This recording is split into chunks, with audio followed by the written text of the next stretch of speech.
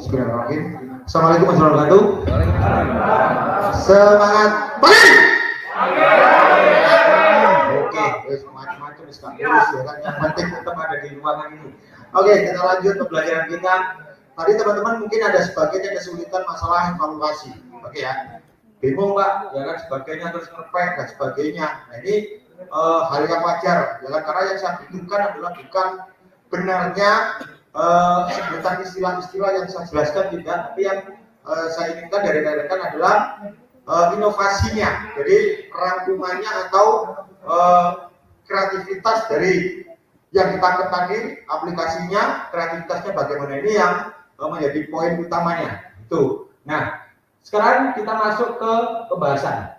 Ya, jadi kesimpulannya, kesimpulannya bahwasanya kita sudah jelas, ya kan, apa yang ada di dunia eksternal atau di luar kepala kita, yang saya sebut dengan dunia eksternal. Dunia internal adalah yang ada di pikirannya. Ini akan menjadi sebuah pengaruh yang bermacam-macam setelah direspon oleh pikiran. Nah, di situ setelah direspon oleh pikiran berbagai asumsi dan sebagainya, maka neurolinguistik di sini membantu untuk mengapresiasikan atau bagaimana cara menyikapi. Itu adalah teknik dari NLP. Oke ya. Jadi intinya di NLP adalah bukan merubah dunia internal kita, tidak merubah, tapi mempunyai peran untuk membantu menyikapinya. Seperti itu. Yang mana selama ini biasanya kita masih meraba-raba cara menyikapinya. Nah, sedangkan dengan acuan NLP atau panduan NLP ini setidaknya ada tambahan jurus yang bisa untuk melakukan fase bagaimana cara menyikapi dunia eksternal. Yang dimaksud dengan dunia eksternal itu macam-macam. Seperti yang saya sampaikan tadi. Oke, kalau tanggal muda melihat dompet isi 5.000, maka pilihannya apa di sini? Selama ini yang menjadi budaya adalah murung, terpuruk, susah. Nah, di NLP mengajarkan itu rumusan dari siapa? Apakah dompet dibuka, dompet ditambah kosong sama dengan murung? Ini rumusan dari mana? Seperti itu. Yang pada umumnya hal ini terjadi. Dan di NLP disuruh merubah, disuruh menjadikan sebuah pilihan.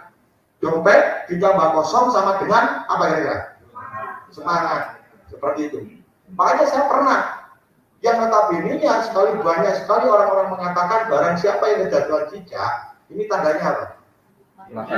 Pas tahu saya cari di Al-Quran, hadis, Injil, Zabur, tidak ada. Oke ya, akhirnya saya putuskan untuk berdoa. Oke, saya putuskan berdoa, ya Allah, jika mulai sekarang ada cicak jatuh kepada saya, maka ini adalah tanda rezeki yang akan datang darimu senilai 50 juta. Ini terus saya ucapkan, Pak. Ternyata sampai sekarang tidak ada cicak yang jatuh kepada saya. Ya itulah, kok iso seperti itulah. Ya kan? Kok bisa cicak itu seperti itu? Ya. Nah, ini perlu kita sikapi. Karena apa? Hal-hal yang bersifat kebiasaan itu akan mempengaruhi kita. Anda berangkat mengantarkan atlet, tiba-tiba kan kucing nabrak mobil kita. Bukan kita nabrak kucing atau kucing dan sebagainya, intinya kucing apa? Berat. Itu secara bawah sadar kecil kita. Aduh, apes itu Pak, itu pengaruh kuat. Seperti itu. Ya kan? Kita tidak ada niatan untuk nabrak kucing. Ternyata di tengah jalan kita secara tidak sengaja nabrak kucing. Seperti itu. Maka yang harus kita sikapi apa? Yang harus kita sikapi adalah yes, ini adalah rintangan untuk mencapai kesuksesan saya. Saya harus berhenti dulu untuk menguburkan kucing, habis itu saya berangkat lagi. Jangan divonis untuk menjadi sebuah tanda sial. Seperti itu. Kalender pun tidak ada tanda sial. Ngapain kita membahas hal itu? Intinya adalah meyakini hal itu. Karena semuanya dari Gusti Allah, tetapi kita punya server langsung dengan menggunakan konsep pikiran bawah sadar kita. Ini yang seringkali banyak menjadikan polemik yang menghambat diri kita seperti itu. Maka kalau kita langsung katakan di sini adalah kita harus positive thinking. Loh iya Pak, positive thinking. Caranya bagaimana? untuk melakukan positive thinking. Maka di sini dikupas, diurai dengan teknik NLP. Contoh, Mas, siapa yang kuning? Mas, untuk jadi orang sukses itu harus bagaimana? Oke, berarti harus ngambil batu terus diwangkat, ya atau dipindah. Kita kerja keras, Pak. Oleh batu dan seperti itu maksudnya. Oke, betul seperti itu. Sudah ada. Kayak Gromono ya, Pak. Kalimat kerja keras ini adalah kalimat can'ak. Berhati-hati, Pak. Kalimat can'ak yang hal itu akan diasumsikan oleh dunia internal. Oke. Pokoknya Pak, kita harus kompak mulai sekarang. Siap kompak? Siap. Oke. Besok hari Senin tidak usah masuk kalau ada perkumpulan, Pak. Semuanya. Apakah termasuk kompak? Kompak. Ini. Ingat ya, kompak nggak masuk. Nah, makanya berhati-hati untuk memberikan sebuah akses motivasi. Dari pretest yang saya baca teman-teman, rata-rata adalah ada kalimat motivasi. Yes, berarti prediksi saya betul. Apa? Pelatih tidak hanya pelatih, tetapi seorang motivator. Tetapi jika motivator mengatakannya salah Pak, atau kurang tepat, maka akan diasumsikan beda juga kepada atlet. Ingat ya, kalian harus fokus. Fokus ke apa? Fokus ke kekalahan atau fokus ke kemenangan? Lo lah ngerti wesan Pak Arek. Ngerti sampean. Bisa moco jero teh arek. Maka di sini komunikasi yang saya tekankan adalah di frame, Pak. Oke ya. Ini contoh, Pak. Sebelum frame, ini contoh ya. Contoh bagaimana untuk akses yang berkaitan dengan dunia eksternal, yang berkaitan dengan dunia internal. Nah, contohkan sini.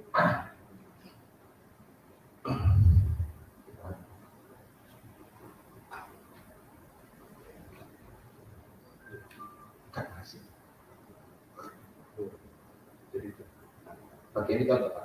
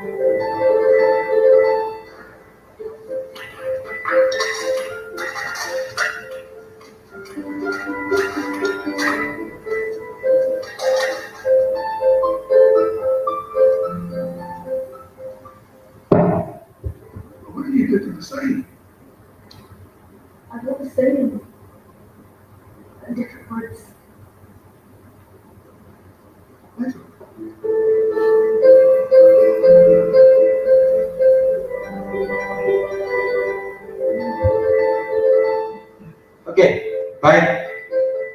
Perbedaannya apa? Tulisan yang pertama dengan yang kedua. Halo? Oke, baik. Yang pertama murung, yang kedua adalah semangat. Oke ya. Nah, si murung sopo, si semangat sopo. Oke, jawabannya jawab. Tepat atau enggak? Enggak, untuk itu. Ya kan? Intinya adalah kenapa ada perubahan orang lain sehingga memberikan uang receh itu dengan nominal banyak. Di situ cuma merubah kata-kata. Yang pertama adalah saya buta. Oke? Saya buta, kasihani saya. Itu simpel, Pak. Tapi setelah dirubah kata-katanya, hari ini sangat indah. Tapi saya tidak bisa melihatnya. Ini kata-katanya sama sebenarnya, tapi yang mempengaruhi neuron itu adalah kata-kata yang kedua sehingga lebih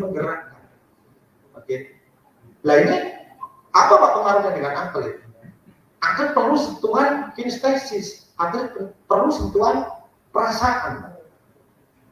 Kenapa hari ini kamu tidak semangat? Anu Pak, bla bla bla. Oke, kenapa kalau kamu tidak semangat? Kalau memang itu pilihanmu. Tetapi jika kamu tidak menang nantinya, kira-kira yang menjadi rugi siapa? Terus misalkan kamu berhasil nantinya menang, bagaimana keadaan keluargamu? Bagaimana masyarakat menilai kamu? Bagaimana teman-temanmu di sekolah untuk bisa menghargai kamu seorang juara?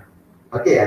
Jadi motivasi itu tidak hanya sebatas simpel kata-kata, tapi mempunyai makna neuron untuk berkaitan dengan komunikasinya.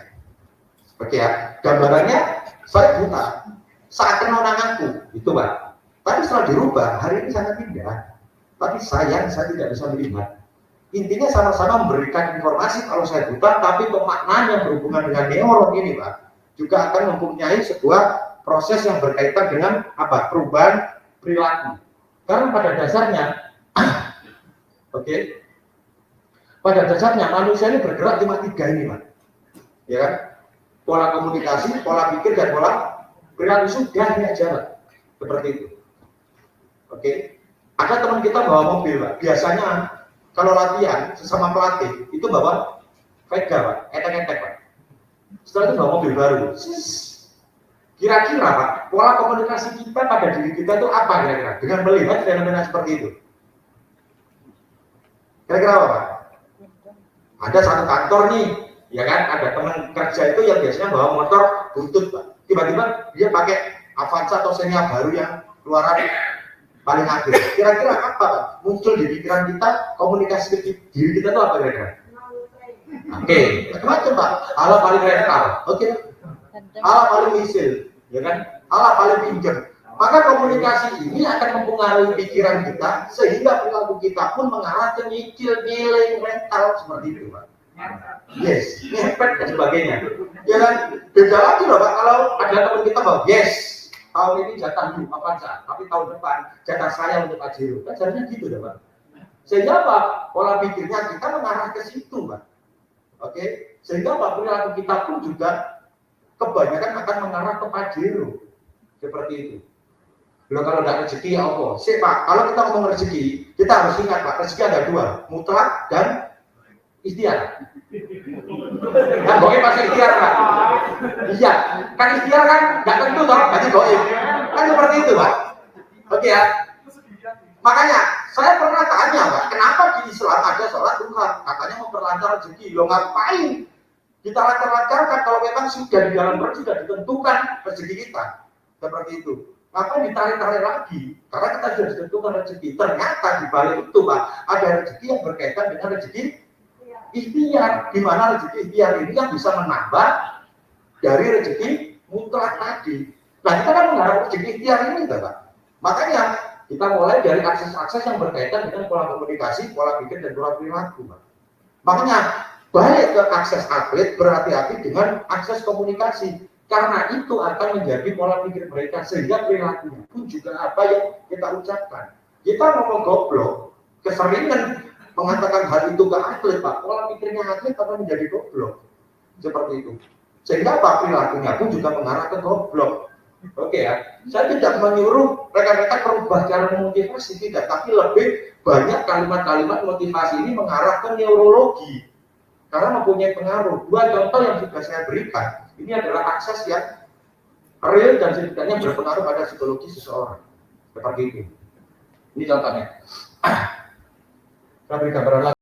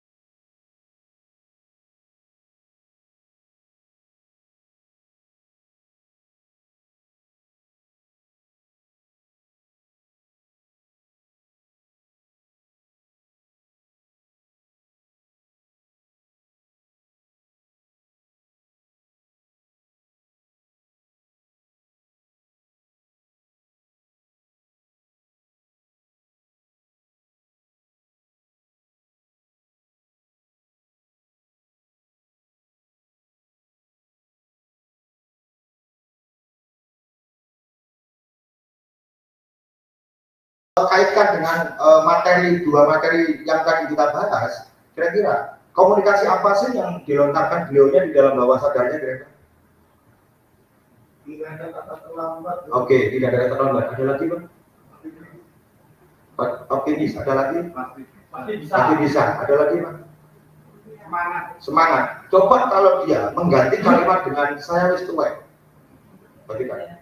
Maka akses tuweknya pun akan berjalan. Kalau kita kumpul, Pak, besok pagi ada lomba aerobik senam, Pak. Alah, jo aku si nom-nom ae, lho, Pak. Oke kan? Iya Pak, si tuwek-tuwek ada mata soalnya, Pak. Seperti itu kan? Ya kan? Coba komunikasi pada diri, yes, si nom jalan, saya juga jalan. Saya akan memberikan petunjuk, saya akan memberikan sebuah contoh kepada yang muda-muda. Kalau ya, jadi ini adalah akses bagaimana kita memberikan komunikasi kepada orang lain. Jika kita sedikit memikirkan cara atau memikirkan kata-kata, menata kata-kata yang lebih banyak mempengaruhi neurologi, maka hasilnya pun juga beda. Seperti itu. Jadi tidak asal ngomong, ya kan? Karena Anda seorang motivator. Seperti itu. Kenapa saya mengulas di akses motivator? Iya, karena apa? Karena banyak sekali teman-teman di sini yang klop dengan prediksi saya, yaitu apa? Anda adalah seorang motivator bagi atlet. Seperti itu. Jika motivator omongnya salah, paling welek, dampaknya apa? Tidak ada efek. Seperti itu. Tidak ada efek. Karena kita mulai kecil sudah dilatih seperti itu. Kita lari jatuh, belum. Oke. Banyak sekali orang tua mengatakan, gak apa-apa, kodokin Melayu. Kodok gak ono kemana itu Daniel, Pak, di situ, Pak. Tidak ada apa-apa. Itu kan sebuah akses motivasi sebetulnya. Ya kan? Supaya apa? Supaya dia bangkit lagi dan melakukan aktivitas. Mereka seperti itu. Paham tak ya sampai di sini ya? Berarti kemungkinan besar mulai sekarang kita harus sedikit menata kata-kata sebelum kita memberikan motivasi kepada atlet kita. Versinya bagaimana terserah. Tetapi yang perlu kita poin utamanya adalah bahasa itu adalah bahasa positif dan jelas, tidak cakap. Oke ya, tidak cakap atau tidak universal. Karena kalau universal pasti akan diasumsikan beda. Mulai sekarang kita harus kompak yang bagaimana? Ini dijelaskan. Mulai sekarang kita harus kerja keras yang bagaimana? Yang harus dilakukan, harus lebih dijelaskan tentang rinciannya. Karena kalau atlet kita omongi, kita harus kerja keras ya, semoga kita jadi juara. Iya Pak, kerja keras ya opo, seperti itu. Besok kita ulang matematika, jangan lupa nanti malam belajar. Oke, ternyata ada satu siswa itu yang belajar bahasa Indonesia.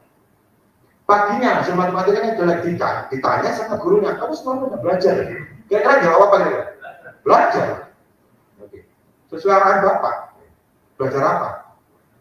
Bahasa Indonesia. Nah itu ketemu akhirnya kesalahannya gimana? Kalaupun kita tidak menanyai secara detail, yang terjadi adalah kita menyatakan diri kita. Tanyai, kamu semalam belajar nggak? Siapa? Belajar. Kita mikir, karena ini belajar, tapi kok nilainya matematikanya jelek ya? Ini kan perlu diperjelas lagi. Makanya kita harus tanya yang kedua, kamu semalam belajar apa? Pencak, waduh, fokus. Seperti itu. Oke ya? Nah, oke. Jangan-jangan kamu di rumah, kita ngomong ke atlet kita, kamu nggak, latihanmu semakin menurun ini. Di rumah nggak pernah berlatih ya? Wah, berlatih. Tanya ulang, latihan apa? Seperti itu Pak. Layangan Pak, wah ini, ya kan? Berarti tidak salah pelatihnya, ya kan? Tinggal bagaimana kita untuk mengarahkannya. Jadi saya tuh pernah, saya tuh jualan mangga, oke? Jualan mangga, habis itu mangganya dibohongin, makanya dibohongin itu mangga yang kualitasnya jelek yang dikasih, dia ngomong saya Mas, mangganya salah Mas, kenapa? Ya ini gak enak Mas, ya udah coba Mas yang jual di lapaknya, saya coba jualan, ada ibu, ya kan, ada ibu bawa anaknya nonton terus melihat ke kedai buah adik saya, langsung kalau dia melihat terus saya diam, kemungkinan besar kalau tidak ada kemauan beli, dia pasti akan melanjutkan perjalanan. Karena dia noleh berarti sudah ada indikasi apa? Tertarik, ini bahasa tubuhnya. Langsung saya sikat dengan apa? Ucapan, Bu, sini, mangganya ini. Gak apa Bu, sini. Datanglah dia. Berapa mas mangganya? 40.000 1 kilo. Kok mahal? Lo itu udah tahu ya. Ini mangga super bu. Ini mangga sip ini. Ya oke mas, 2 kilo. Beli 2 kilo. Dapat 30 menit balik lagi pak. Mas. Wong apa? Mangga kecut kayak gitu ya diomong manis. Ada nggak kalimat manis yang saya ucapkan? Nggak ada. Saya cuma ngomong apa pak? Super sama sip. Oke. Apakah super itu jadi dengan manis? Ya, bisa saja super nggak enaknya, kan iya kan? Nah kan seperti itu pak. Ya kan?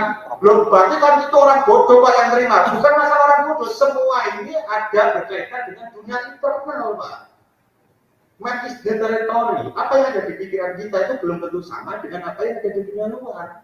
Makanya untuk memotivasi itu lebih baik langsung dijabarkan detailnya seperti itu. Ya kan saya ngomong ini mah nggak sip loh, sip apanya? Ya sip kecut teh, seperti itu. Nggak ada sip manisnya. Ya kan? Makanya kalau ada sales pak itu mesti bahannya cakap semua. Bapak kalau beli ini pak, wah saya yakin pak, kehidupan bapak akan berubah. Saya tak berubah kabaran pak, kok berubah api? Tanyai pak, ya kan? Karena itu adalah kalimat cakap. Nah, Anda sering kali dibohongi oleh atlet Anda dengan bahasa-bahasa itu, seperti itu. Kenapa kamu nggak mau misalnya? Saya banyak masalah. Asumsi kita adalah masalah keluarga, ya kan? Down. Apa? Detail. Masalahmu apa? Speed game saya rusak. Oke kan? Pernah nggak nanya seperti itu? Nggak pernah, Pak. Anggapan kita ada masalah identik dengan masalah sekolah maupun masalah keluarga. Kalau kita candon, Pak, masalahnya apa? Speednya rusak. Oke, berarti dia jarang berlatih sendiri di rumah, alasannya banyak main game. Itu indikasinya. Seperti itu. Tapi hal ini nggak perlu saat ngobrol dengan teman itu dicatat candon, Pak. Ya kan? Mas kemana? Ke depan. Ke depan mana yang maksud Anda katakan? Kalau pelatihan apa Pak? Gondeng ya kan? Nah, hal ini dilakukan dengan misi tertentu saat Anda memotivasi siswa. Perhatikan kalimat cakap candonnya. Kalau cakap itu kalimat yang universal, kalau candon adalah kalimat yang merucut atau lebih dirincikan. Seperti itu. Oke ya, kamu kalau menang nanti gimana? Kalau menang, ya biasa. Oh, wis. Punya dampak ada kalimat itu kan? Ada dampaknya nggak secara psikologis? Ada. Ya kan? Karena apa? Karena anak ini tidak punya ambisi untuk menang. Sudah jelas kan? Bisa saja ini dorongan orang tua, oke? Atau paksaan dari pihak klub. Gitu Pak. Gimana? Nanti kalau kamu jadi juara, ya biasa Pak. Ini harus dikupas Pak. Karena ini berkaitan dengan psikologis. Psikologis akan mempengaruhi teknis. Ya kan? Maksudnya biasa gimana? Maksudnya biasa bagaimana? Ini dikupas.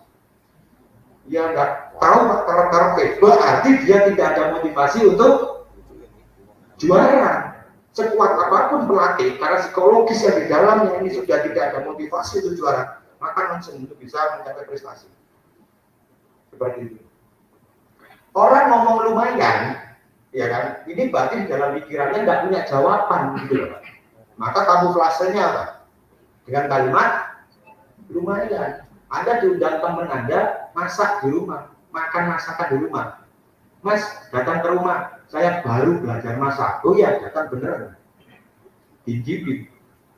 Mau ngomong nggak enak sungkan, mau ngomong enak, memang kenyataannya nggak enak. Jawabannya apa kira-kira? Ya, lumayan. Kalau saya orang lumayan, candon, Mas, lumayan apa? Lumayan nggak enak, apa lumayan enak ini? Ya lumayan nggak enak ini, dengan seperti itu. Akhirnya ketemu Pak, bermasalah seperti itu. Karena selain motivator, Anda kepada atlet ini adalah seorang apa? Terapis. Seperti itu. Seorang terapis harus tahu sumbernya dari mana. Maksudnya sumber apa yang diucapkan pasti ada dasarnya. Seperti itu. Oke ya. Anda sudah ketahui semua enggak? Dari atlet Anda itu tokohnya siapa Pak? Tokoh idolanya siapa? Sudah tahu semua ya? Ini bahaya Pak. Karena dia motivasinya nggak ada. Oke, karate misalkan, tokohnya siapa? Tokoh idolamu siapa sebagai atlet karate? Elas Pikal, Pak. Jogja, Pak. Ya kan, ini perlu diluruskan. Karena apa? Itu punya faktor psikologis, Pak. Seperti itu. Karena mau tidak mau, Pak, anak seusia atlet-atlet kita adalah masih dalam fase apa? Modeling. Apa modeling itu? Ya.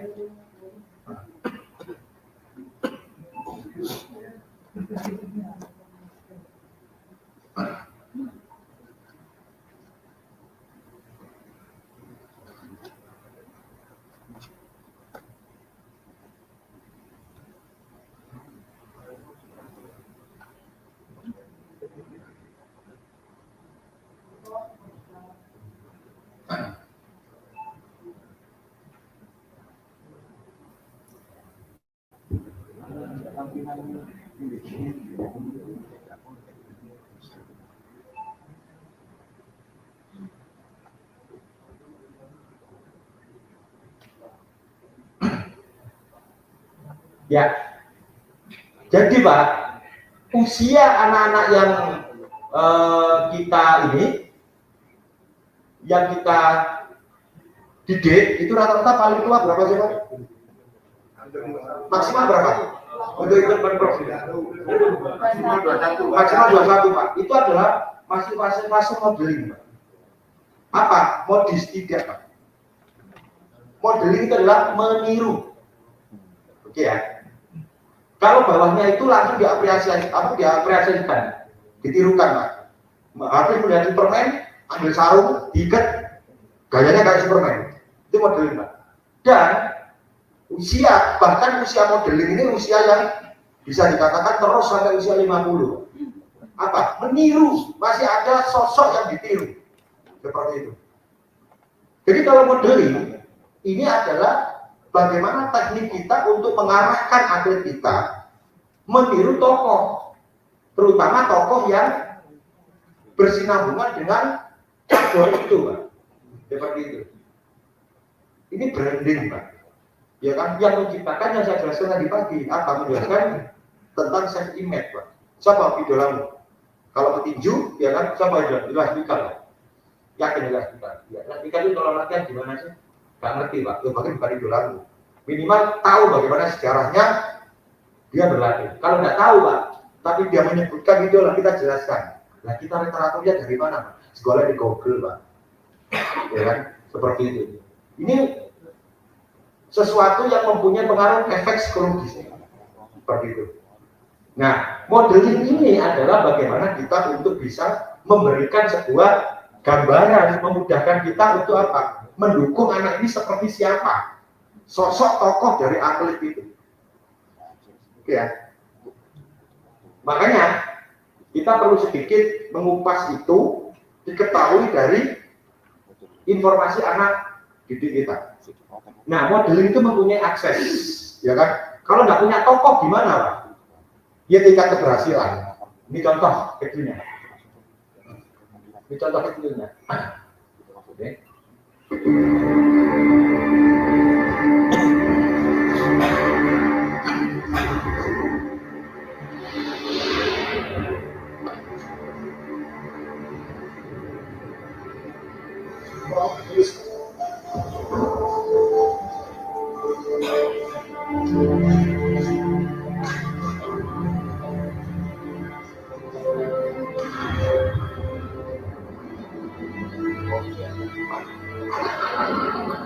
And concentrates. She visualizes every stage of the somersault. The moment she releases the bar, the instant she twists her body, and the second she catches the bar.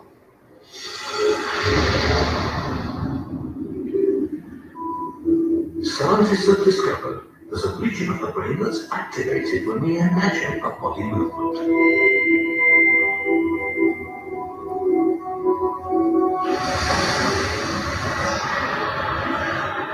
Rebecca rehearses the move in her mind. She's creating pathways through the brain cells as if she were actually doing a somersault, all without moving a muscle.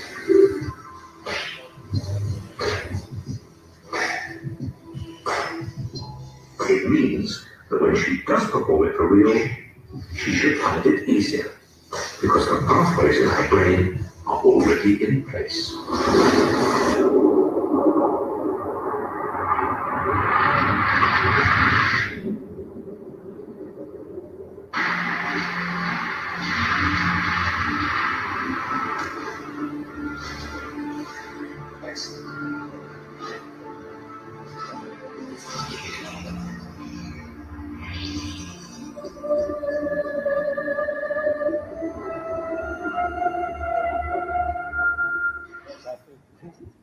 Oke, ada yang tahu atlet siapa itu namanya?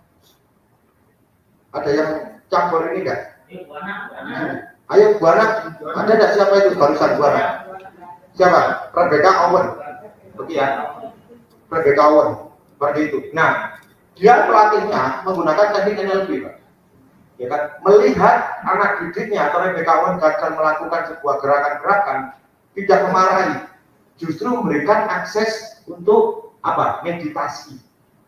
Meditasi itu tidak silo, terus ini Pak. Itu meditasi gitu nih. Ya meditasi cuman ini aliran tertentu. Meditasi itu Anda duduk, ambil ngopi, ambil rokokan, santai. Itu meditasi. Oke, karena apa? Sama-sama gelombang otaknya rileks. Termasuk proses seperti itu.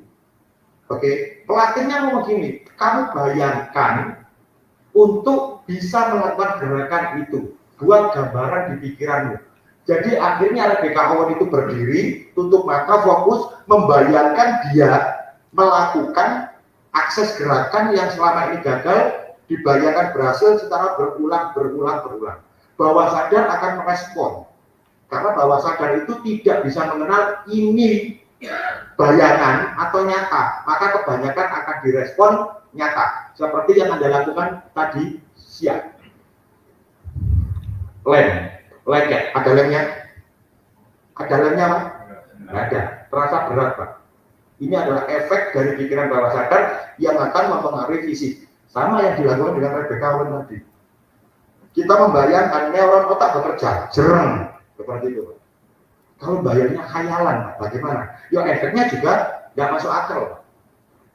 Bedanya berkhayal dengan barusan adalah namanya visualisasi Pak.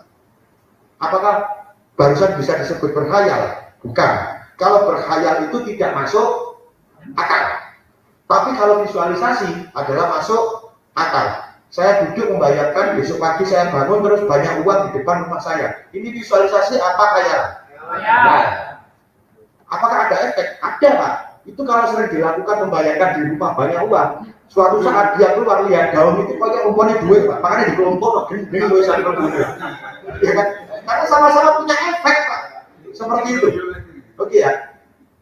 Karena apapun yang dibayangkan oleh pikiran bawah sadar Pak, dengan keadaan fokus, ini akan menjadikan sebuah akses fisik yang nyata. Seperti itu. Ya kan? Coba kalau itu dipaksa dengan cara fisik aja Pak.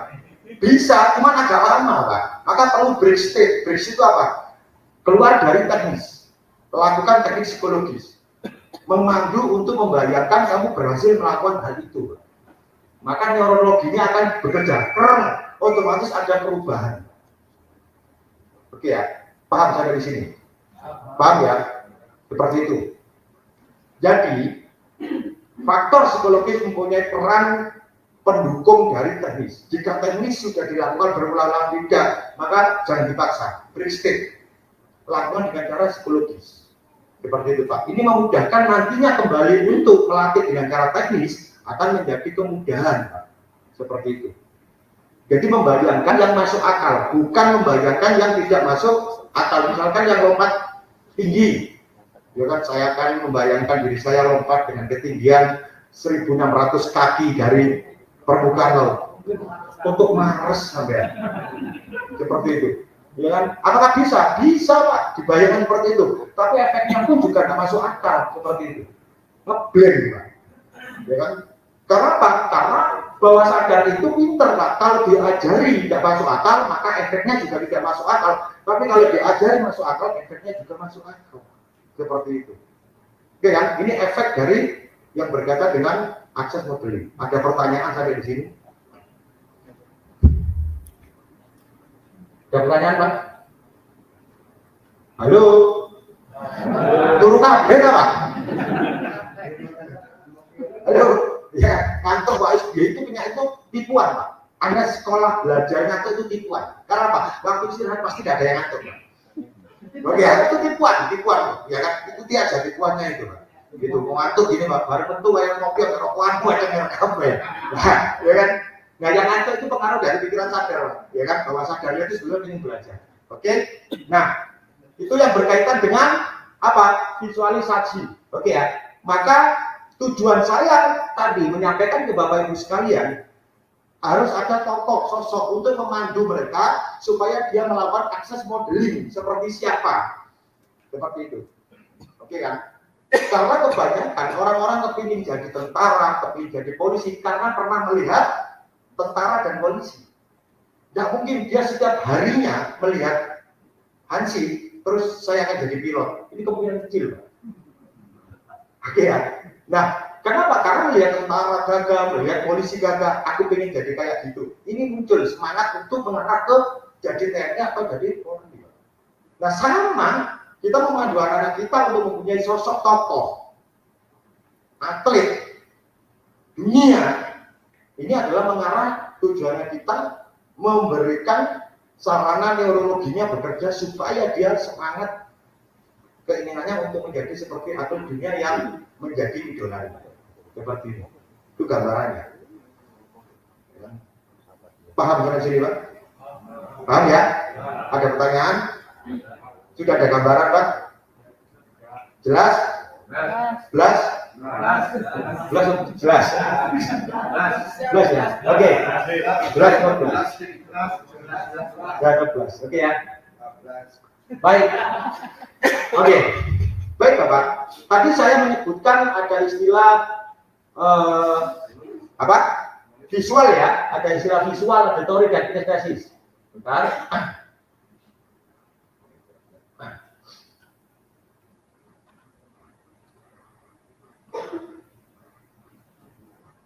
Oke. Sebelum kita mengenal visual, auditory dan kinestesis, kita coba untuk melihat yang namanya metaprogram. Anda tidak perlu tahu atau tidak perlu hafal apa itu istilah metaprogram ini.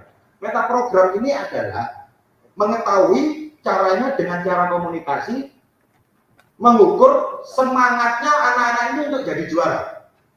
Oke. Anak-anak ini untuk menjadi juara, kemauannya itu bisa diukur bukan saja dari aktifnya latihan. Anda punya anak didik, dia latihannya jam 8 pagi, jam 6 sudah datang. Oke.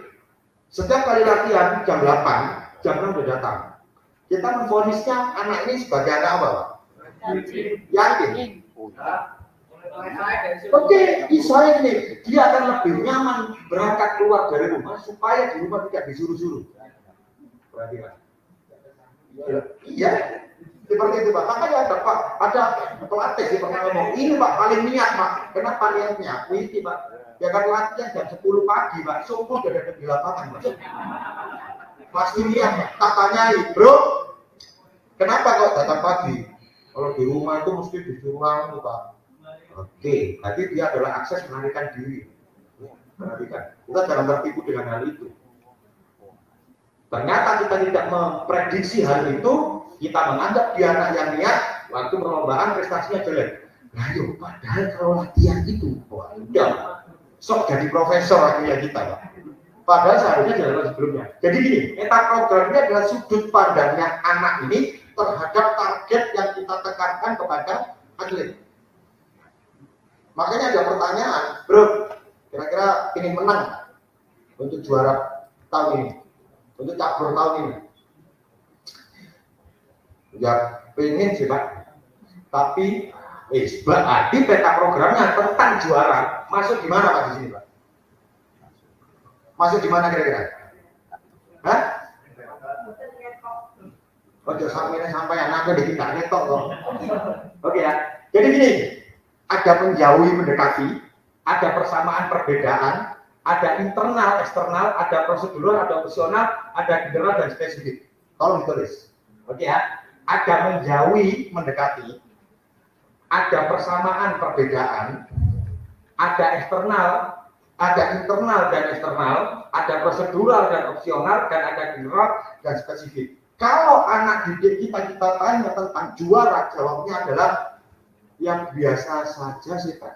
Karena saya juga pengen menang, cuman gimana lagi Pak, lawan-lawannya kuat. Jawaban ini kira-kira menjauhi dari kemenangan apa mendekati kemenangan? Menjauhi. Berarti metaprogramnya atau sesuatu yang di dalam otaknya dia, masalah kemenangan masih menjauhi. Ada motivasi sekuat apapun Pak. Kalau ini tidak dipecah, tetap dia tidak ada motivasi dengan juara. Seperti itu. Tapi kalau dia menjawab, gimana? Kamu yakin menang? Harus ya Pak, karena saya itu dimotivasi atau diomongin bapak saya itu harus menang. Karena anaknya teman bapak saya itu ada atlet juga yang menang waktu itu. Berarti masuk di kategori apa ini? Bersamaan Pak. Oke ya. Berarti motivasinya bagaimana? Ya kita ada bersama. Loh, itu anaknya temannya ayahmu. Berarti kan otomatis ayahmu pengen menang. Ya sudah yang harus menunjukkan. Biar temannya ayahmu itu bisa cerita seperti apa yang diceritakan oleh ayahmu pada kamu. Ini Pak, dibenturkan jadi. Ya. Bukan ujung-ujungnya divonis. Vonis apa? Jangan seperti itu. Kamu pokoknya harus punya semangat sendiri. Pak, ini masalah psikologis Pak. Tidak semudah kita membalikkan tangan. Harus dikonsep Pak.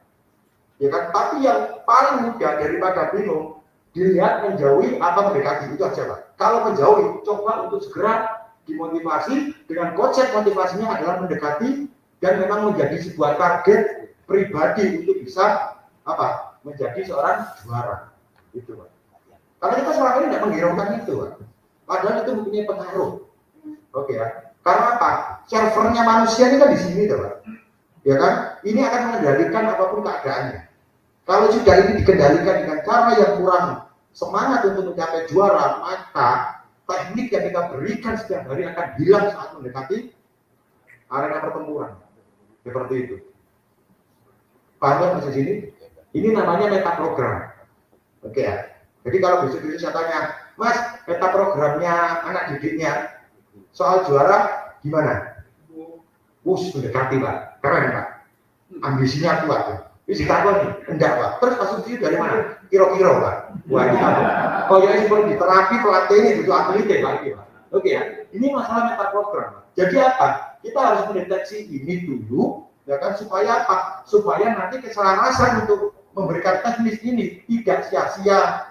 Karena luar dalam sudah klop, dalamnya mendekati juara, luarnya teknis yang kita ajari akan mendukung dari proses psikologisnya Pak untuk mencapai keberhasilan itu. Oke ya, ini berkaitan dengan metaprogram. Oke. Terus nah, ini Pak. Kalau masalah frame itu apa ya? Kalau saya boleh tahu, frame itu lebih difigurakan Pak. Ya kan, frame itu kayak figura. Ya kayak figura ini Pak, kayak figura ini. Itu tepinya itu frame. Ya dibatasi. Foto ini Pak, kalau tidak ada batasnya, maka orang melihat itu akan bias. Oke ya, akan bias. Karena tidak ada figurannya. Tapi kalau ada figurannya, ini lebih fokus. Nah itu namanya frame. Nah di sini tujuannya apa? Tujuannya jika anak-anak tadi sudah kelihatan menjauhi tentang kemenangan Pak, dengan pola komunikasi yang kita lakukan, maka Anda harus melakukan frame. Apa frame-nya Pak? Fokus pembicaraan untuk terus mengulang-ulang kalimat atau memotivasi kemauannya, memicu kemauannya untuk menjadi juara. Di frame, dibatasi Pak. Nggak usah pembahasan yang lain. Berarti lebih fokus. Dalam seminggu ini saya akan selalu berbicara tentang keuntungannya, kebanggaannya menjadi juara. Jadi difokuskan pembicaranya. Kenapa saya harus melakukan ini juara? Ya iya, karena sebelumnya saya sudah mendeteksi bahwasannya anak didik saya ini mengalami sebuah proses metaprogramnya menjauhi seperti itu. Oke ya. Paham sampai sini ya?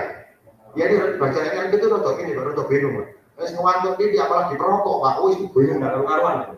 Ya kan, tapi jika bingung itu menunjukkan Anda akan paham untuk aplikasinya. Ini frame-nya. Berarti dibatasi, tidak usah membahas yang lain.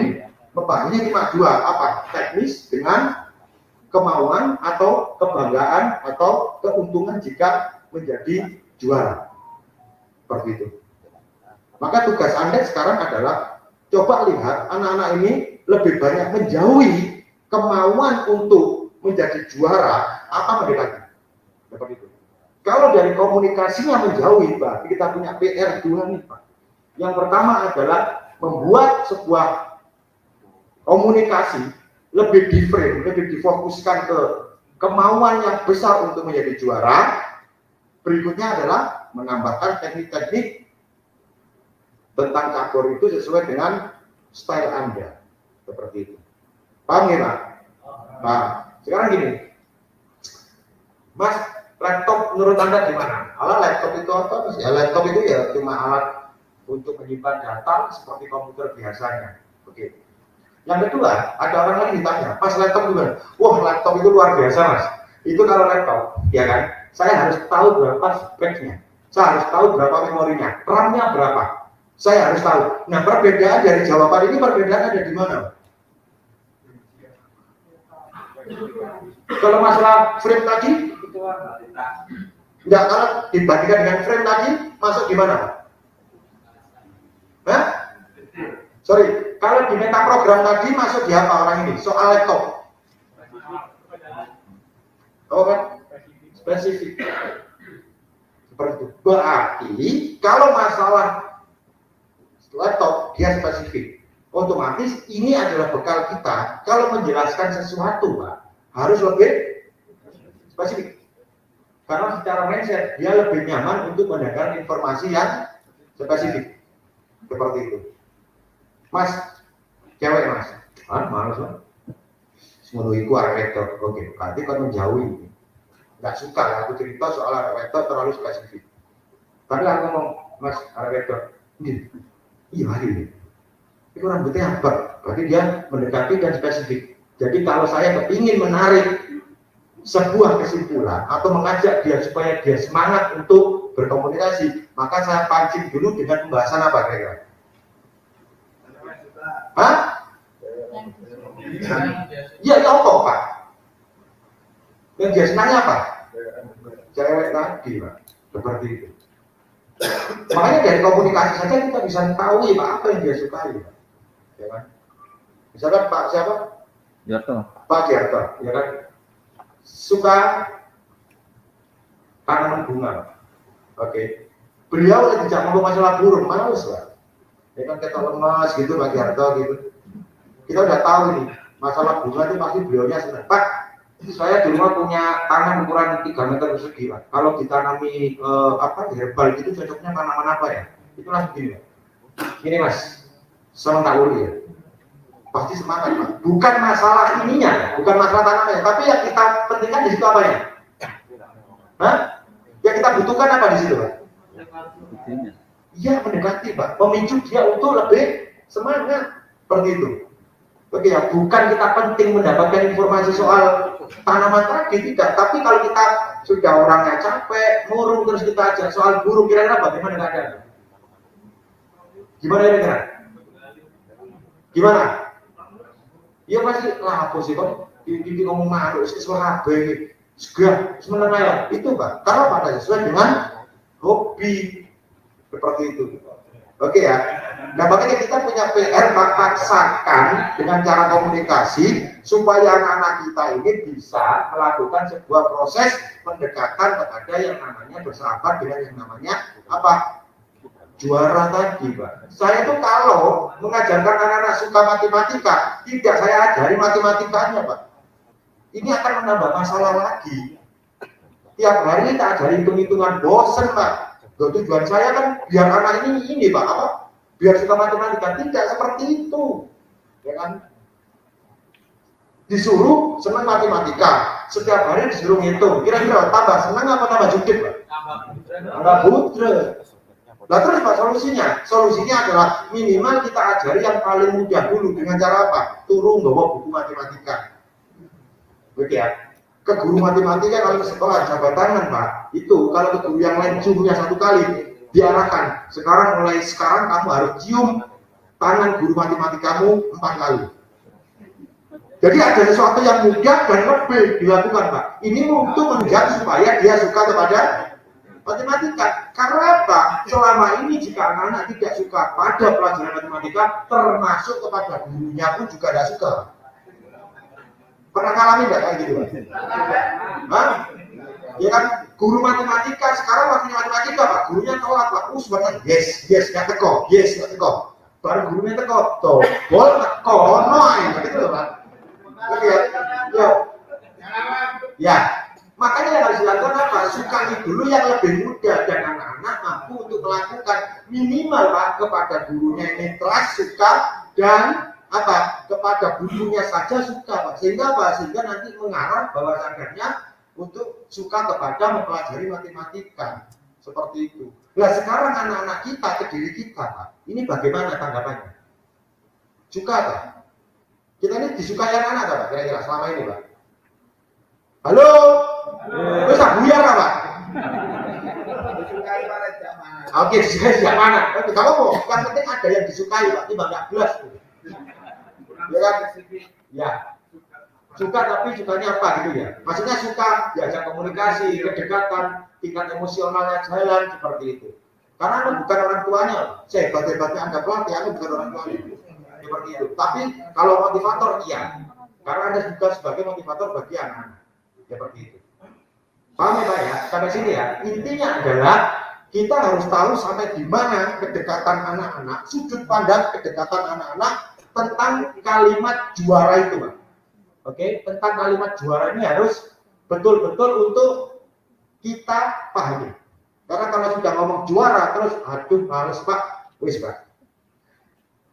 Prediksi saya tidak akan menang Pak. Karena kalimat juara itu adalah momok di telinganya Pak. Maka sulit untuk mencapai Pak. Walaupun dia latihannya subuh datangnya Pak. Karena kebangunannya sudah tidak ada. Seperti itu, gregetnya tidak muncul Pak. Berarti dia sudah terdeteksi menjauhi. Maka tugas kita wakilnya, ya pendekatan, ya kan ngomongnya itu ada yang bersifat neurologi, cara motivasinya. Bila kan menang, keluargamu ya senang, ya kan. Pekerjaanmu tidak sia-sia, bahkan bisa saja kemenangan itu akan menunjang masa depanmu. Seperti itu, Pak. Jadi ada kalimat kinestesisnya. Oke, ini di meta program. Nah, sekarang Pak, biar komunikasi kita enak Pak, maka kita harus mengetahui minimal karakter dari pikiran anak didik kita ini masuk di kategori apa. Yang saya sebutkan tadi apa? Visual, auditory, dan kinestesis. Oke ya, ada visual, ada auditory, ada kinestesis.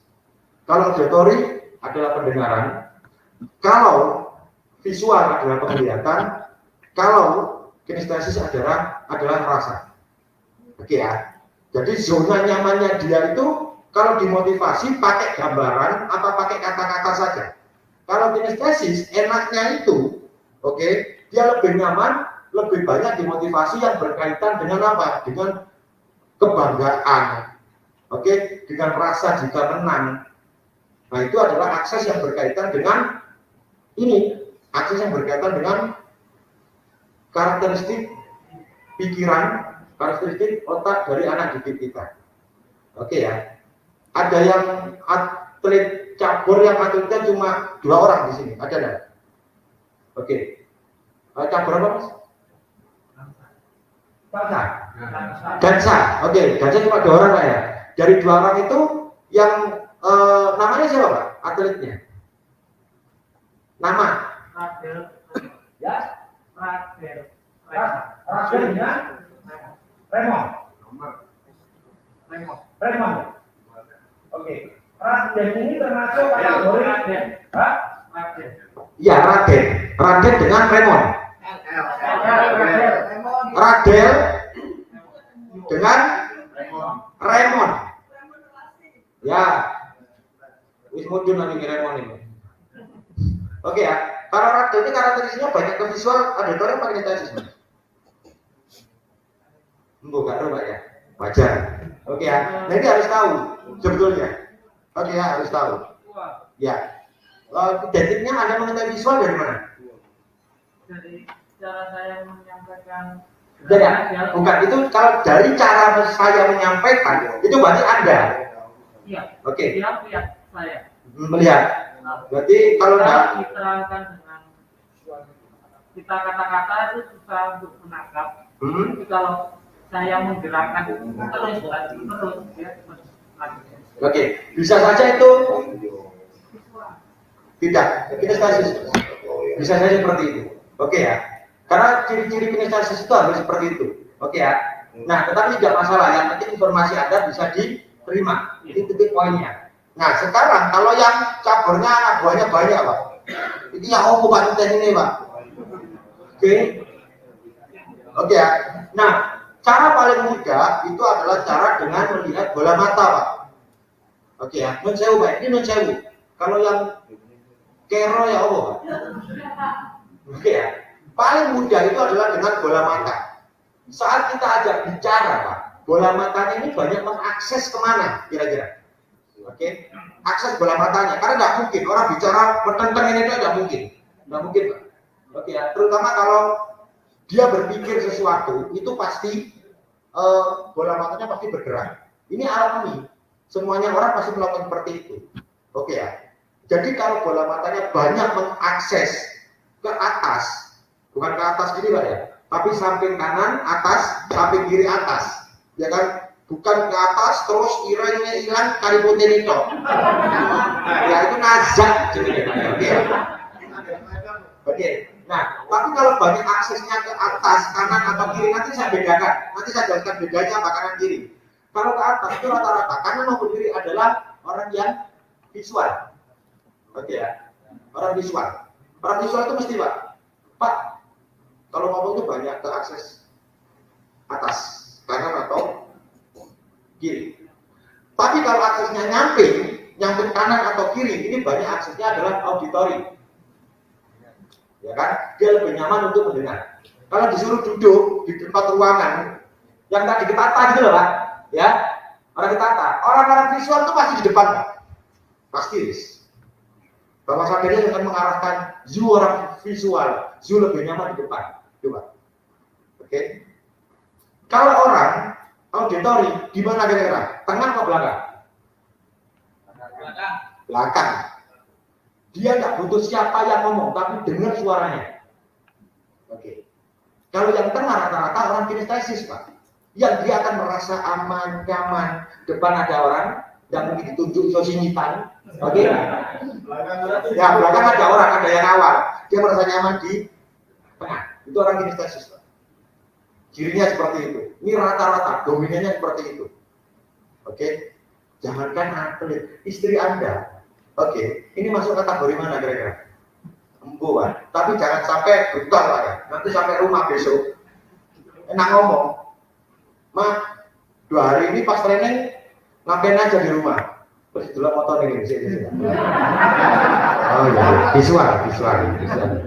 Ya kan, bojone ini gendeng banget, Pak. Ya, bukan seperti itu. Oke ya. Berarti kalau kita berbicara sama orang visual, tunjukkan literatur yang nyata, ada gambarannya, seperti itu. Oke ya, ada gambarannya. Tidak hanya sekedar omongan. Kalau perlu ada medianya, Pak. Ada contoh gambarnya. Untung-untung sesekali ada slide seperti ini, ada gambarannya. Ya kan? Orang visual itu lah ngomongin Pak di pojok sana lo ada itu. Ini saya mau direpin roh. Itu orang visual. Pasti ini. Kepingin bukti Pak. Tapi kalau orang auditori di sana ada hantu. Oh iya. Memang ada Pak ya di sana ya. Iya. Orang kinestesis Pak diomongin. Pak di sana itu ada hantu. Dia lah gitu loh Pak. Guru karuan bener gak mesti berdiri sini Pak. Itu kinestesis. Ya, sekarang kayak urusan gurih gitu loh Pak. Seperti itu. Oke ya. Ini adalah akses yang berkaitan dengan bola mata. Sekarang Anda punya tugas. Ya kan, silakan berbicara dua-dua. Ya, 1-2. Bicara ngobrol sakarpe, Pak. Terus nanti kasih laporan ke saya. Pak, sampingku orang visual, Pak. Ya kan? Pak, kalau tipu-tipu gimana, Pak? Masih apa? Menentuk Pak, motornya Pak, enggak ngerti. Biarkan, oke ya, biarkan. Karena itu hanya bertahan untuk 30 detik. Wis. Mata itu kalau bohong lebih dari 3 menit, hebat Pak. Oke, Anda berbohong Pak, mempertahankan mata. Itu 3 menit hebat. Tapi kalau udah biasa pengalaman Pak, untuk memainkan bola mata, mesti jebol loh Pak. Oke, 20 sampai 30 detik ada jebol Pak. Seperti itu. Jebol apa maksudnya? Akan tetap memberikan sebuah apa? Informasi tentang ini. Visual, auditory, dan kinestesis. Seperti itu. Paham nggak ya? Mbak Jiri ya? Maka dengan seperti itu Anda akan tahu, enak ngomongnya nanti. Memotivasi, oh, ketok hari dominan ke visual. Oke, maka saya harus memberikan gambaran-gambaran yang jelas yang bisa dia lihat. Tapi kalau auditory, oke, saya cukup memberikan sebuah omongan-omongan. Kalau kinestesis, saya tetap berikan omongan, tapi omongan saya ini lebih banyak ranah rasa, ranah perasaan, seperti itu. Paham ya di sini? Paham ya? Tugasannya saya beri waktu 2 menit untuk diskusi pasangan 22 sampai nyala. Oke ya? Ya kan? Gimana? Bro, jangan kan pakai kacamata, bicara iso Pak sini Pak. Oke ya? Bicara iso. Oke ya? Paham tugasnya Pak? Paham ya? Oke, ngobrol Pak. Ngobrol terserah. Terserah. Oke ya, terserah. Sekarang nih Pak. Silakan. 2 menit dari sekarang. Yuk.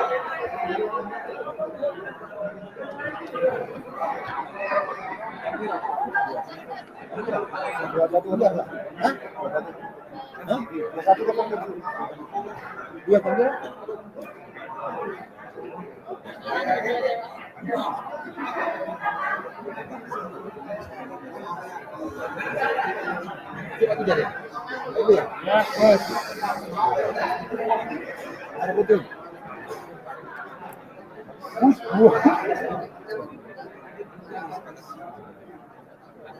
Perlu dengan udah dengan kita.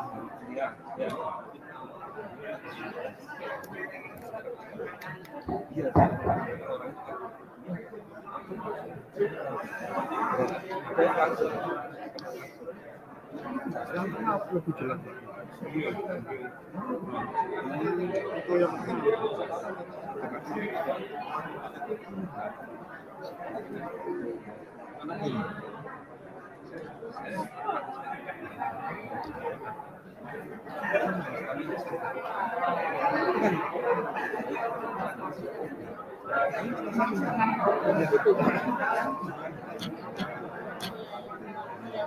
ya.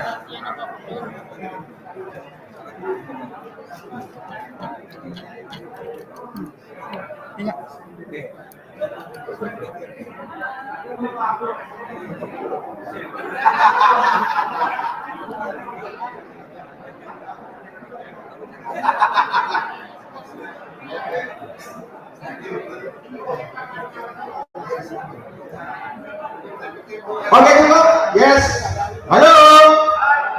Sudah dapat? Ada yang belum dapat? Halo. Mbak. Sekolah malah riset Mbak. Ya, sudah dapat? Sudah dapat semua? Halo. Yang belum dapat angkat tangan. Yang belum dapat lawan bicaranya.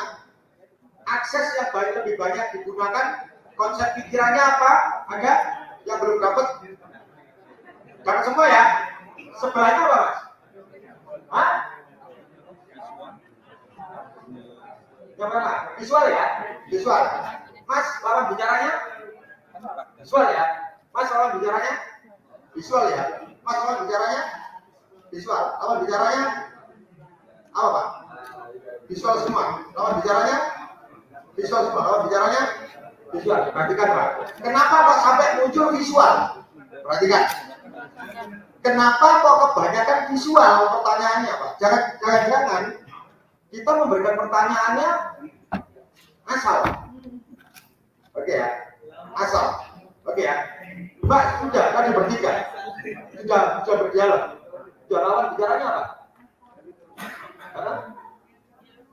Visual. Terus Mbaknya Oke, cukup. Mbaknya lebih apa?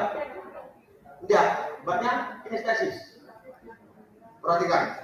Iya. Kinestesis Pak, merasa Pak. Oke.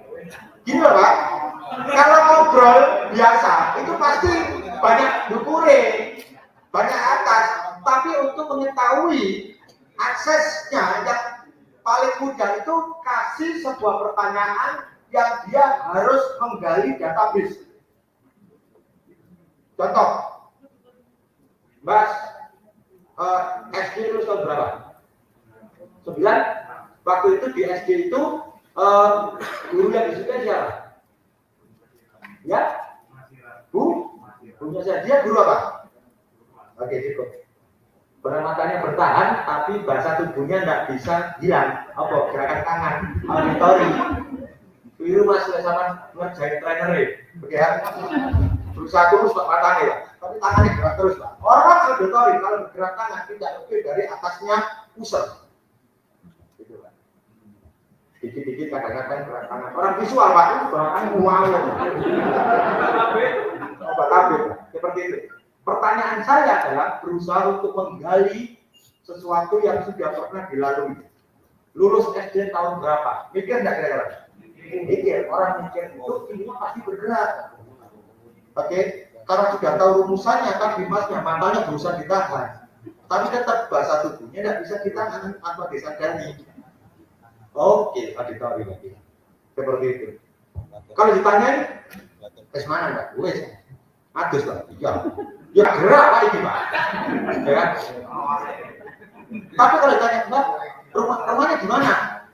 Malang mana? Sawah Jajar. Ini sesuatu yang tidak butuh pikiran detail, sehingga matanya pun juga masih tidak terarah Pak.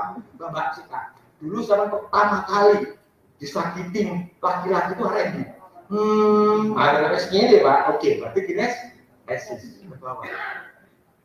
Nanyai juga ada etikanya untuk mengetahui ini Pak. Nggak asal ngomong. Kalau tadi kan kebanyakan teman-teman apa?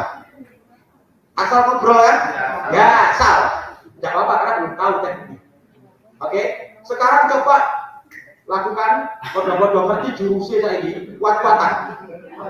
Satu guru, satu perguruan tidak boleh mendahului. Lakukan dengan pertanyaan yang regression, harus berpikir sehingga muncullah sebuah akses pergerakan bola mata. Kalau mereka berusaha untuk diam bola mata, maka perhatikan bahasa tubuhnya ini tidak akan bisa ditipu Pak. Sistem. Kecuali debok, tahu debok? Oke, debok itu menentok ditakoni apa yang dia lakukan. Dan kenapa? Belum ini. Oke ya.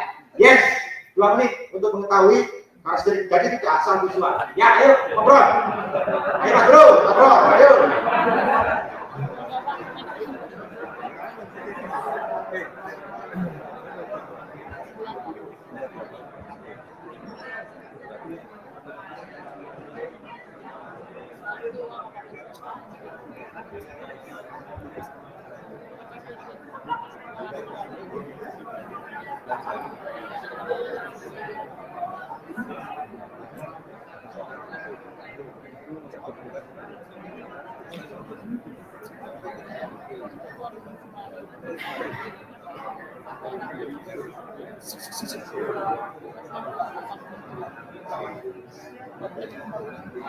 Dia mengakui, dia tidak ngomong, tapi ngomong di sini, terus mengiyakan.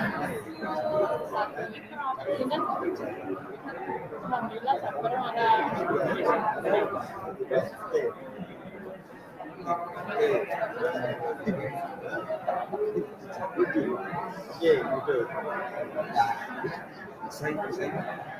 Ya, saya.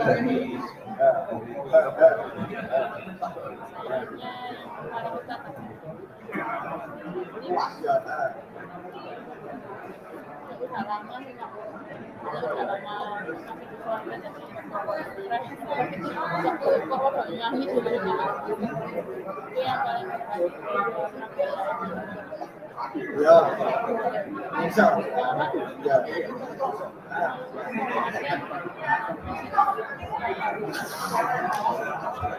Tahu pergerakan jangan jangan dia terus mengakui itu bisa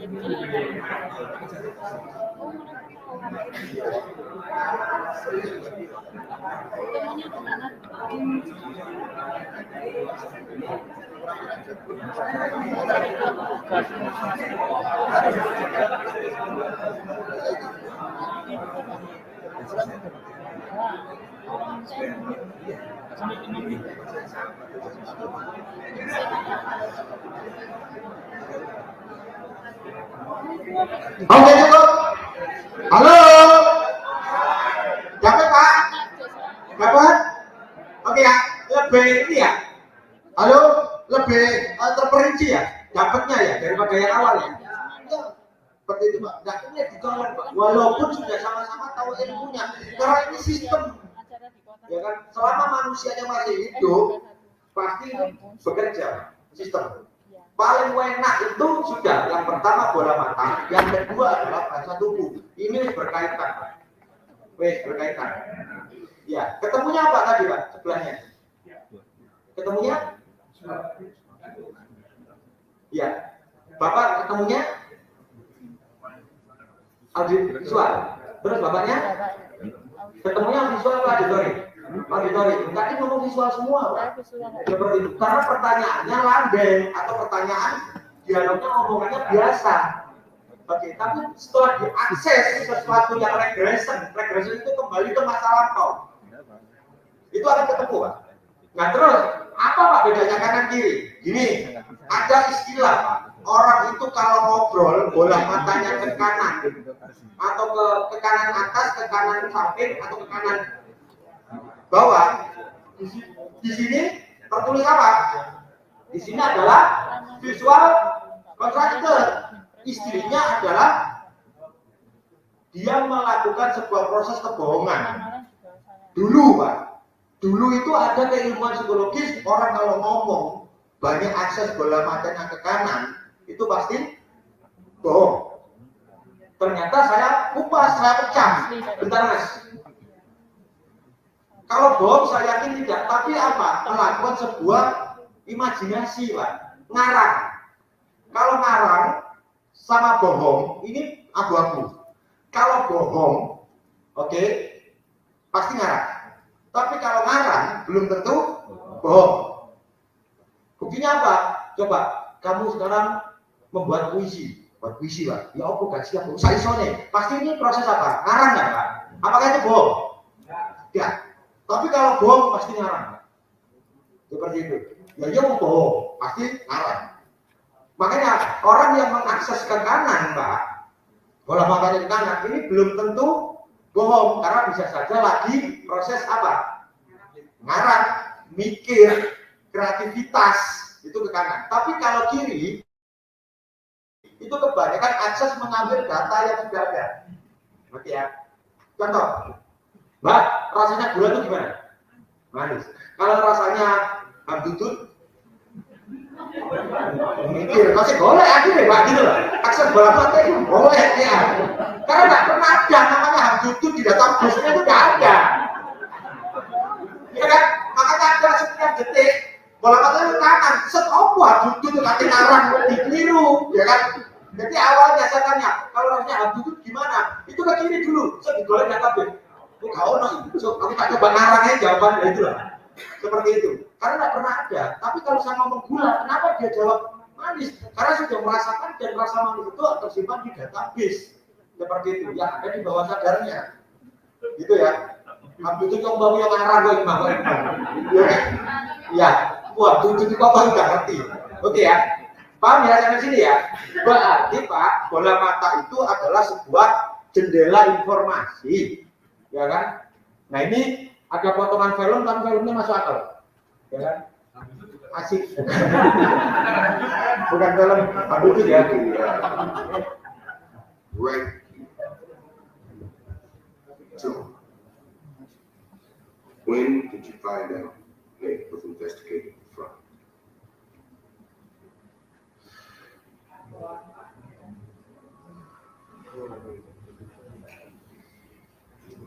My first time I was conducting an investigation. I first spoke with you after he was killed.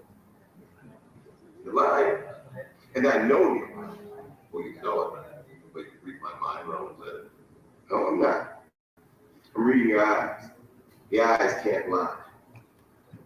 Didn't you know what I was doing? A quick lesson in lying. See, this is what us real cops do. We study liars. Example.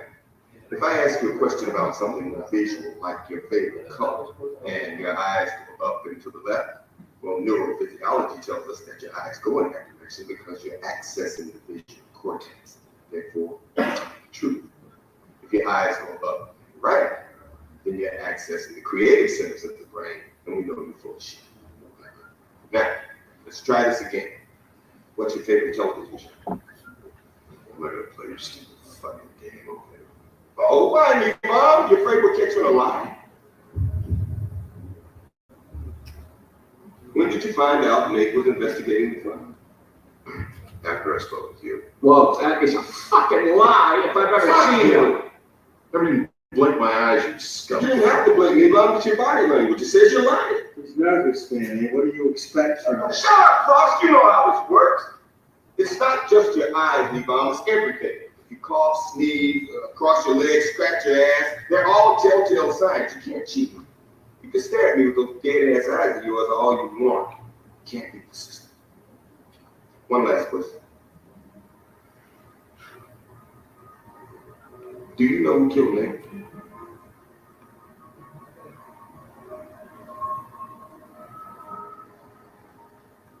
Oke. Nah, ini film Negrisator, Pak. Keren sekali sih film ini. Ternyata keilmuan psikologis tentang hipnoforensik di sini diterapkan, dan itu real, ya kan? Karena apa? Karena mendeteksi sebuah kebohongan itu salah satunya adalah dengan bola mata dan bahasa tubuh. Ini yang disebut dengan apa? Analog marking. Kalau saya menyebutkan analog marking berarti adalah bahasa tubuh. Anda bisa mengetahui atlet Anda kurang bersemangat, itu paling awal, paling mudah adalah dengan bahasa tubuh. Nggak ada orang yang dapat arisan, Pak. Terus duduknya itu gini, Pak. Nggak ada seperti ini. Ya kan, kalau dapat arisan itu pasti berbagai titik, Pak. Tapi kalau sudah lombonya gini, Pak, kira-kira apa itu? Ya, nanti masuk ditagih utang, ngantuk, dan sebagainya. Berarti sudah identik kurang apa? Kurang semangat, betul Pak ya? Jadi kalau kita ngumpulkan anak-anak nih, oke ya, terus kelihatan satu bahasa tubuhnya kok ini kru, saya malas, gitu. Oke, berarti kurang semangat. Saya perlu ice breaking di sini, perlu pemicu untuk semangat. Oke ya, ini yang berkaitan dengan bahasa tubuh sehingga pas kita membaca dari bahasa tubuh itu untuk keadaan psikologis anak itu saat itu, seperti itu.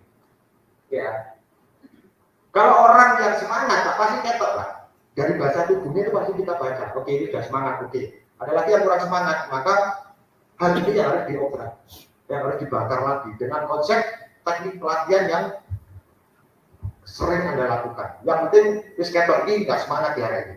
Dilihat dari apa? Dari bahasa tubuhnya itu yang disebut dengan analog marking. Nah, film barusan itu menjelaskan akses yang berkaitan dengan bola mata. Oke ya, bola mata itu memberikan sebuah informasi. Ya, ingat Pak, kalau ke kanan belum tentu untuk berbohong, tapi bisa saja untuk ya kreativitas.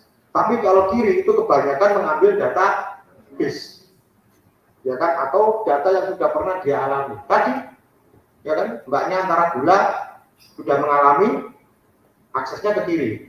Tapi saat tanya handutut, oke, itu ke kiri dulu kalau data base katingaran, bang ya. Katingaran tapi saya bingung, ya kan, khawatirnya karangannya salah. Seperti itu. Oke. Oh, waduh. Oke. Nah ini yang disebut dengan analog marking. Oke ya. Ini yang disebut dengan analog marking. Oke ya. Analog marking itu menuangkan intonasi suara. Intonasi suara termasuk analog marking. Karena setiap intonasi mempunyai apa Pak? Pengaruh. Saya memanggil nama Budi misalkan. Kalimat pertama adalah Budi. Ini pertama. Yang kedua Budi. Yang ketiga Budi. Pemaknanya beda atau sama? 3 panggilan intonasi ini. Ya. Kalau Budi kira-kira memuat sebuah maksud apa? Ajak bermain. Terus Budi apa kira-kira? Panggil atau teguran. Oke, kalau Budi nggak taruh gimana? Ya kan? Seperti itu. Oke, berarti intonasi mempunyai pengaruh. Ingat Pak, Anda memotivasi. Pokoknya kalian harus juara sekarang. Ingat kata-kata saya, harus juara. Ini tambah bagus Pak. Kira-kira apa yang muncul di situ? Hah? Ayo, kira-kira apa? Yang diterima atlet kita apa? Maknanya? Paksaan. Yang Anda terima, yang Anda rasakan sendiri akan berdampak apa? Stroke. Dengan ngamuk doa ikut sih. Pelatih kok ngamuk seperti itu Pak. Jadi intonasi mempunyai sebuah akses yang berkaitan apa? Berkaitan dengan makna, berhubungan dengan bahasa tubuh. Ini Pak. Ya kan? Bahasa tubuh itu tidak ngomong, itu harus paham apa yang dimaksud. Contohnya seperti ini. Ini contohnya.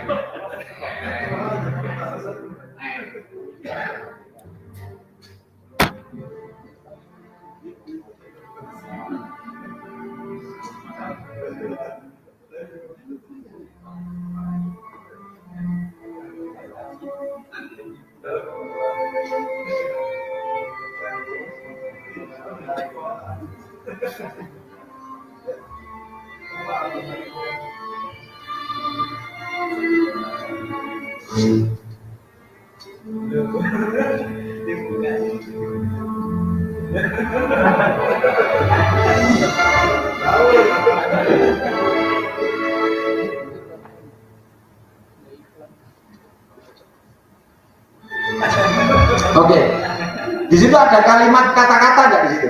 Ada. Tapi menggambarkan bahwasanya dengan bahasa tubuh itu sudah bisa dibaca. Oh, orang ini kepingin minum, tapi sayang kita ada batas dan sebagainya. Akhirnya memberikan sebuah kreativitas, ya kan, cari akal dan sebagainya. Itu tidak ada kata-katanya sama sekali, tapi bahasa tubuhnya menunjukkan ke situ, Pak. Seperti itu. Maka seringkali kalau kita pas kondisinya anak kita semangat, kira-kira bahasa tubuh apa yang bisa kita berikan ke mereka? Seperti itu. Oke ya. Ini pas semangat ini. Atau pas latihan, ternyata latihan ini moodnya lagi bagus semua nih. Kira-kira kita harus memberikan bahasa tubuh apa ke mereka? Apa ya? Jempol. Oke ya. Oke, jempol. Apa kira-kira jempol ini sering dilakukan, Pak? Pertanyaannya, selain kita, apakah anak-anak berkemungkinan akan mendapatkan kode jempol terus, kira-kira? Gak apa? Nah, gak apa-apa, Pak. Seperti itu.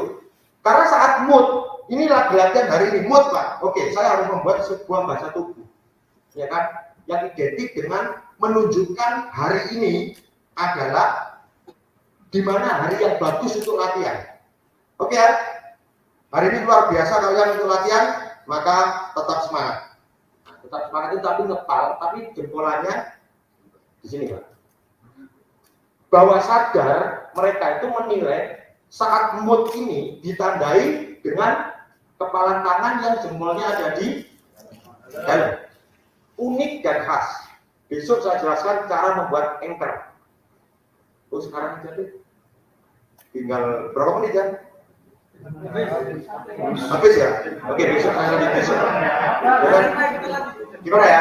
Besok untuk materi nanti, besok saya bagikan semua filenya. Oke ya? Seperti itu. Oke ya? Nah, berarti kalau keadaan mood saat ini, saya gambarkannya lebih simpel. Oke ya? kita dapat uang banyak nih sekarang. Oke. Saya akan bersyukur. Contoh, ya Allah terima kasih hari ini Kau telah memberikan rezeki yang luar biasa. Selain saya bersyukur, saya memegang apa ini, Pak? LinkedIn. Berarti saya sudah menciptakan sebuah kode di dalam pikiran bawah sadar saya. Kalau saya dapat uang banyak dengan menekan clicking. Kira-kira Pak, besok-besok kalau kita menekan clicking seperti ini, berarti akses pikiran kita dibawa kemana kira-kira Pak? Secara otomatis. Hah? Oke, selain rasa bersyukur, senang. Selain rasa apa? Selain rezeki, apa Pak? Berarti punya uang banyak. Karena kita sudah menciptakan sebuah ikatan Pak dengan pikiran bawah sadar kita. Seperti itu. Makanya saya Pak, kalau pas guyon sama teman saya, guyon kakak, itu kelingking saya tak gini kan Pak. Saya guyon ngakak nih, tertawa ngakak. Ini tak tekan. Berarti di situ saat saya tertawa terbahak, saat saya bahagia, maka ada ikatan dengan bawah sadar saya dengan simbol seperti ini Pak. Oke. Suatu saat jika ada berita yang menyusahkan Pak, biar tidak terlalu terpuruk, saya diem, ini tak tekan Pak. Berarti pikiran bawah sadar kita bingung Pak, antara disusah apa seneng. Akhirnya hasilnya apa? Netral. Seperti itu Pak. Sekarang tak buat terus Pak. Pokoknya sekarang saya kalau bahagia tak tekan seperti ini. Oke. Setelah itu sore ada kabar susah, anak kita panas, kita kan pernah bahagia Pak. Beliau belum dikonsep. Dipikir saya enak itu, ya enggak lah Pak. Konsepan alami itu di saat kita bahagia, yuk kita buat tanda yang khas.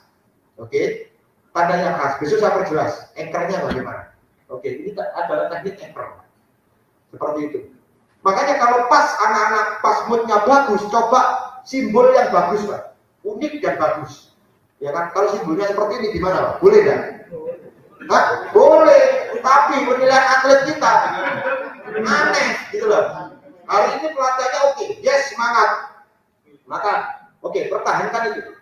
Oke ya, pertahankan seperti itu. Kita kepal tapi pakai jempol. Berarti kita sudah membuat sebuah simbol untuk semangat seperti itu adalah pemicunya salah satunya dengan simbol jempol di kepala. Suatu saat Pak anak-anak turun down, maka memotivasinya tambahi dengan simbol ini supaya apa? Supaya semangat yang pernah kita bangun sebelumnya dengan simbol seperti ini terpicu lagi. Paham maksud saya? Paham ya? Orang laki-laki yang usia di atas 50 tahun, Pak, nun sewu, periksa ke dokter, nun sewu ya. Kalau berhubungan dengan istrinya nggak bisa. Setelah itu periksa ke dokter, nggak ada apa-apa, Pak. Itu sudah faktor psikologis ya. Saya terapinya, mesti tak suruh duduk Pak. Pak suruh duduk, Pak siapkan simbolnya Pak. Simbol apa Pak? Ya simbol, yang penting menunjukkan Anda mempunyai tombol untuk membuat itunya bangun dan bertahan lama. Nah, itu kan Pak. Oke, simbolnya ini aja deh Pak. Simbolnya saya tekan lengan. Yakin seperti itu, lengan? Yes. Habis itu tak suruh duduk Pak, tak regression Pak. Pak, dengarkan kata-kata saya. Coba Anda bayangkan pertama kali Anda berhubungan dengan istri Anda waktu pengantin baru. Bagaimana rasanya itu, semangatnya coba. Anda ingat-ingat lagi sekarang, itu sampai guyu-guyu dewe dia Pak. Berarti orangnya di sini pikirannya kembali ke masa lampau. Itulah tak suruh tekan Pak. Oke, silakan sekarang tekan lengan tangan Anda. Apa yang Anda pikirkan saat ini adalah pikiran yang sama persis saat Anda alami waktu itu. Nah, saat dia membayangkan semangat-semangatnya waktu pengantin baru, bersamaan saat suruh tekan lengannya, Pak. Membayangkan sesuatu yang pernah dialami dan semangat, tekan. Seperti itu, Pak. Wes, habis itu tak bersih, baca ngobrol. Biasa, tekan gitu. Tekan lagi, Pak. Tangannya ngefek, Pak. Enggak, oke. Berarti masih belum berhasil. Saya ulangi lagi. Sampai setelah saya ajak ngobrol Pak, ditekan Pak, ini mulai iya, melilir ya. Gitu. Langsung kata-katanya, ya kan? Kata-katanya itu para bisa pulang dulu gitu. Ya. Gak lama, 3 hari kemudian ada telepon masuk ke saya, nomor siapa kok baru? Halo, ya Pak Arafat ya, siap, saya Arafat. Pak, saya Bu Dewi, Pak. Aja Bu Dewi. Terima kasih Pak, sekarang Bapaknya luar biasa. Nah itu pengobatan psikologis, karena secara medis tidak ada apa-apa, berarti perlu diakses Pak. Ya itu namanya hacker. Cara buatnya besok akan saya jelaskan. Oke? Ada pertanyaan sampai di sini? Tidak ada? Baik, sebelum selesai, saya akan 2 kertas ya, kertas sama amplop. Saya jelaskan dulu. Satu, evaluasi materi seperti tadi, silakan ditulis, dikumpulkan. Yang satu, Anda akan saya bagikan 1 orang 1 HVS, oke, dan 1 amplop, oke ya.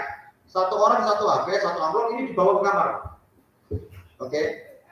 Yang evaluasi, silakan nanti dikumpulkan langsung di sini. Tugas Anda, silakan Anda membuat surat kepada atlet Anda. Oke. Selama ini pernah nggak kirim surat ke atlet Anda? Hah? WA, iya kan? WA diwonco Pak, kumapan di dalam. Oke? WA di dalam. Mari menonton WA lagi masuk, aduh nggak fokus Pak. Tapi kalau surat, nggak pernah saya waktu baca surat enak-enak terus apa surat mana? Pak, itu nggak pernah. Ini belum bagus, kemarin surat itu nggak pernah Pak. Tapi kalau Anda baca WA terus ada WA masuk lagi, pernah nggak kalau kayak gitu? Sering, itu fokusnya kurang. Jadi silakan tulis surat apa yang Anda inginkan kepada atlet Anda. Kalaupun atletnya banyak, berarti tulisnya kelompok Pak. Oke ya, atlet saya itu 25 Pak. Ya udah, tulis secara kelompok. Kalau atletnya 2, berarti bukan 1 orang yang dikirimin surat, tapi yang dikirimin adalah 2 orang Pak. Sebut namanya di sana. Oke. Surat ini nanti akan saya bacakan, saya akan berikan saat mereka proses pelatihan dengan saya. Paham Pak maksudnya? Bulan apa mau izin rencana Pak? Bulan apa untuk atlet? Mei. Akan saya florkan. Oke. Tapi dengan tanda kutip semoga saja saya diundang lagi sama Pak Masud, Pak. Ya kan? Kalaupun tidak diundang ya suratnya tak taruh di rumah, tak wajah-wajah karpe dewe. Oke ya. Karena apa? Karena kalau pelatih itu mesti coach itu mesti 1 orang. Seperti itu Pak. Jadi apa yang saya komunikasikan dengan Anda ini selaras dengan apa yang dikomunikasikan kepada atlet nanti. Makanya saya bantu saya dengan surat. Suratnya tidak ada cabutan. Suratnya dibuka saat saya bertemu dengan atlet Anda nanti. Seperti itu. Siapa tahu dengan surat ini mereka lebih fokus membaca dan melakukan dengan cara yang berbeda sehingga ada perubahan yang maksimal, yang lebih bagus untuk atlet kita. Selama ini bisa saja kita ngomongin, atlet kita ngomong bosen Pak sampai ngomong tok. Oke. Kalau sudah surat nggak ada kalimat bosen, karena baru pertama kali bikin surat. Oke ya. Kertas ini sama 1 amplop, 1 orang yang 1 bawa ke kamar Pak. Tulis surat kepada mereka. Oke. Ini salah satu treatment. Yang mana biasanya kalimat surat dengan kalimat kata-kata ini beda. Dan nerimanya juga beda. Oke, selain evaluasi materi itu hari ini yang harus nanti ditulis ini dan dikumpulkan surat juga. Ada pertanyaan sampai sini ya Pak? Tidak ada ya? Baik. Sementara itu yang bisa saya sampaikan, besok masih ada materi anchor dan beberapa materi dan saya siapkan untuk file materinya supaya nanti saya kirim bentuk filenya masing-masing WA. Terima kasih dari saya, kita bertemu besok dan Assalamualaikum warahmatullahi wabarakatuh.